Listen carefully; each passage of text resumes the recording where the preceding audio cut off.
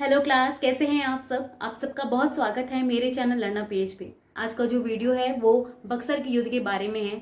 जो battle of Buxar है जो 1764 में हुआ था, उसके बारे में हम जो है आज का वीडियो जो है प्रॉपर्ली कवर करने वाले हैं। ठीक है, इससे पहले वाली वीडियो में मैंने आपके दो वीडियो बना दी हैं, जिसके अंदर मैंने पहला आपको ये बताया है कि कैसे जो है ईस्ट इंडिया कंपनी भारत में आई और कैसे कैसे उसने जो है इंडिया में जो है अपनी जो है कंपनी को प्रॉपर्ली इस्टेब्लिश किया और कैसे अपनी फैक्ट्रीज वगैरह इस्टेब्लिश करी। ठीक है, और दूसरा वीडियो जो है मैंने कवर कर दिया है प्लासी के युद्ध के बारे में कि प्लासी का युद्ध जो है कैसे हुआ था, कहाँ हुआ था और किस तरीके से उसके परिणाम निकले थे। ठीक है, तो आज की वीडियो में हम पढ़ने वाले हैं battle of Buxar. Battle of Buxar को समझने से पहले, जानने से पहले हमें जो है ये बहुत ज़्यादा इंपॉर्टेंट है कि हम जो है इसके हिस्टोरिकल बैकग्राउंड को अच्छे से समझ लें। जब हम इसके हिस्टोरिकल बैकग्राउंड को समझ लेंगे तो हमें सारे किरदार अच्छे से समझ में आ जाएंगे और ये समझ में आ जाएगा कि युद्ध जो है एक्चुअल में क्यों लड़ा गया। ठीक है, बक्सर का युद्ध जो है प्लासी के युद्ध के बाद हुआ था। ठीक है, प्लासी का युद्ध जो है 1757 में लड़ा गया था और उसके बाद उसी के क्रम में जो है 1764 में जो है बक्सर का युद्ध लड़ा गया था।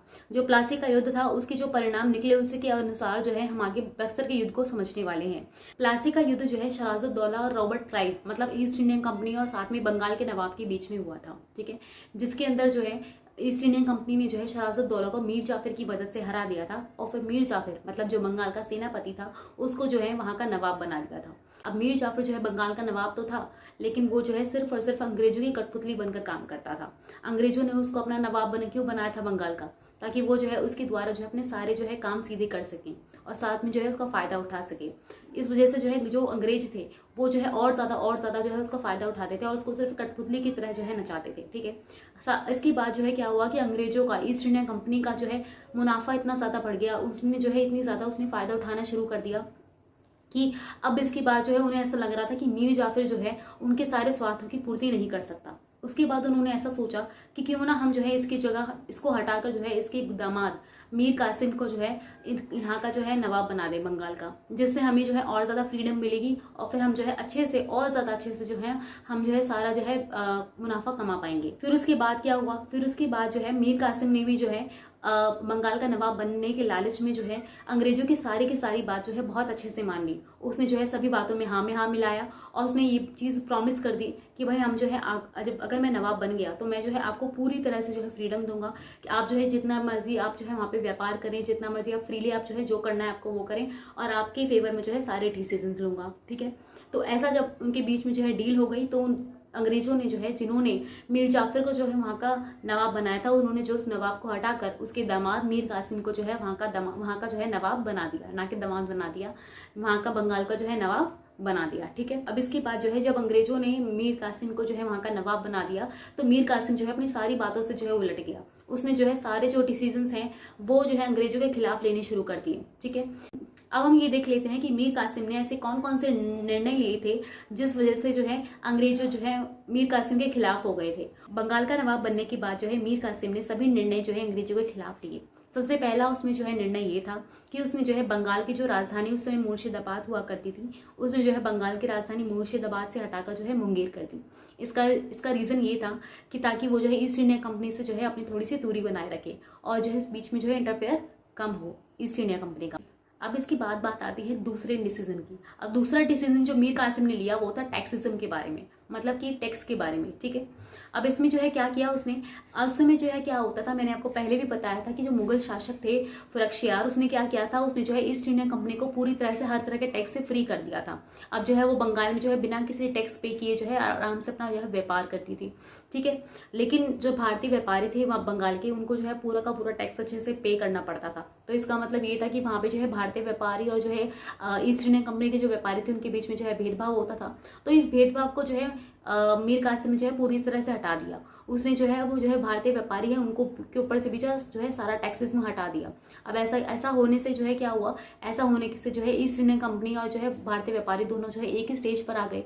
तो इससे जो है अंग्रेज जो है वो बिल्कुल ना खुश थे, उन्हें बिल्कुल भी ये डिसीजन उनका बिल्कुल भी पसंद नहीं आया। ठीक है, जब अंग्रेजों ने ये बात भांप ली कि जो मीर कासिम जो है वो उनके खिलाफ जो है चाल चल रहा है और उनके खिलाफ जो है सारे डिसीजन ले रहा है, तो उसके बाद उन्होंने उसके ऊपर आक्रमण करने का सोच लिया। अब इसके बाद हम बात करते हैं पटना कांड के बारे में। पटना कांड में जो है अंग्रेजों ने एलिस नाम के जो है इंग्लिशमैन के नेतृत्व में जो है उन्होंने जो है मीर कासिम पर जो है आक्रमण कर दिया। ठीक है, जब उन्होंने मीर कासिम पर आक्रमण किया तो मीर कासिम ने भी जो है उनसे लड़ाई करी और उसमें जो है अंग्रेज हार गए। ठीक है। अब इस बात पे जो है अंग्रेजों का जो है ईगो हर्ट हो गया कि भाई हम कैसे हार गए। तो फिर इसमें क्या हुआ, इसमें जो है फिर जब इनका ईगो हर्ट हो गया और जब वो हार गए तो उन्होंने जो है गुस्से में आकर जो है बंगाल के नवाब जो मीर कासिम थे उनको जो है गद्दी पे से हटा दिया और उनकी जगह वापस उनके जो ससुर थे, मतलब कि जो मीर जाफर जो पहले सेनापति थे और जो बने थे बंगाल के नवाब, उन्हीं को वापस जो है बंगाल का नवाब बना दिया। ठीक है। अब इस बात से क्या हुआ, अब इस बात से जो है मीर कासिम बहुत ज्यादा गुस्से में आ गए, क्योंकि उन्हें समझ में आ चुका था कि अगर मैंने जो है उनके साथ नहीं चला तो फिर उन्होंने मेरे को गद्दी से हटा दिया। अब उनके अंदर आ गई ज्वाला, अब उन्हें जो है उनसे बदला लेना था। अब बदला लेने के लिए उन्होंने क्या किया, अब बदला लेने के लिए उन्होंने जो है एक प्लान बनाया। अब इसमें जो है उन्होंने 2 लोगों को शामिल किया। सबसे पहले जो व्यक्ति थे जिसे जो है मीर कासिम ने जो है अपने प्लान में शामिल किया था वो थे हमारे अवध के राजा जिनका नाम था शाहजद्दौला, और दूसरे हमारे थे मुगल के जो शासक थे जिनका नाम था शाह आलम द्वितीय। ठीक है। इन दोनों लोगों के साथ जो है मीर कासिम जो है संधि करते हैं और ये तीनों मिलकर जो है अंग्रेजों का सामना करने के लिए जो है राजी हो जाते हैं। जब ये तीनों जो है अंग्रेजों का सामना करने के लिए राजी हो जाते हैं तो अंग्रेजों के साथ जो है ये लोग जो है बक्सर का युद्ध लड़ते हैं, बक्सर में मतलब बिहार में। ठीक है। बक्सर जो है कहाँ पर है, बिहार में। और बिहार में जो है 22 अक्टूबर 1764 को जो है इन तीनों ने मिलकर जो है अंग्रेजों के खिलाफ जो है लड़ाई करी थी। अब इस बड़ी सी लड़ाई में जो है अंग्रेज जो है जीत जाते हैं। इसमें जो है अंग्रेजों का नेतृत्व करने वाले जो कौन होते हैं, हुनरो। ठीक है। उसके बाद जो है जब अंग्रेज जो है जीत जाते हैं उसके बाद ये बात साफ हो जाती है कि पूरे भारत में जो है सबसे ज्यादा शक्तिशाली अब शक्ति कौन है, वो है ब्रिटिश ईस्ट इंडिया कंपनी। ठीक है। अब ऐसा कैसे, क्योंकि इतने बड़े भारत में जो है मुख्य रूप से जो है ये 3 ही शासक थे। सबसे पहले जो बंगाल, दूसरे दिल्ली और तीसरा अवध। ठीक है। अब इनके ऊपर भी जो है अंग्रेजों ने जो है अपना जो है हाथ साफ कर लिया है, इनको जो है हरा दिया है। तो ये बात बिल्कुल साफ हो गई थी कि भारत में जो है सबसे बड़ी शक्ति जो है कौन बनकर उभरी है, वो है अंग्रेज। ठीक है। अब अंग्रेज जो है क्या कर रहे थे, अब अंग्रेज जो है पूरे जो है भारत पे अपना ईस्ट इंडिया कंपनी जो है पूरे भारत पे जो अपना राज करने में जो है पूरी तरह से सक्षम हो चुकी थी। ठीक है। इस तरह से जो है बैटल ऑफ बक्सर लड़ा गया मीर कासिम की वजह से, और जिसमें जो है अंग्रेजों ने जो है अपना आधिपत्य पूरे भारत पे, उत्तर भारत पे जो है स्थापित कर लिया। ठीक है। इसके बाद क्या होता है, इसके बाद जो है अंग्रेजों के द्वारा जो है अवध के राजा और साथ में जो है मुगल शासक थे हमारे दिल्ली के, उनके साथ जो है 2 संधियां होती हैं जिन्हें इलाहाबाद की संधि कहा जाता है। इलाहाबाद की संधि में जो है 2 संधियां मुख्य रूप से शामिल थी। एक संधि थी जो अंग्रेजों ने जो है मुगलों के साथ की थी, और दूसरी जो संधि थी वो थी जो अंग्रेजों ने अवध के नवाब के साथ की थी। ठीक है।